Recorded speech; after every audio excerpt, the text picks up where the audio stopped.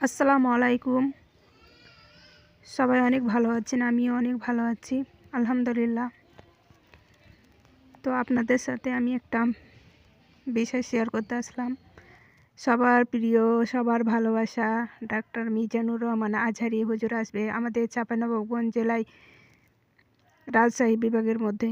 তো আমাদের বাড়ির পাশে আম বাগানে। তো চলুন জায়গাটা আপনাদের আমি ঘুরিয়ে দেখাই। অনেক বড় জায়গা, এই যে দেখুন অনেক বড় জায়গা। এখানে প্রায় 10 লাখের বেশি মানুষের জায়গা করা হয়েছে। তো বুঝতেই পারছেন জায়গা অনেক বড়। এখানে আম বাগান ছিল, আম বাগানগুলো কিছুদিনের হলো কেটে নিয়েছে, তার জন্য এই জায়গাটাই মানে চয়েস করেছে।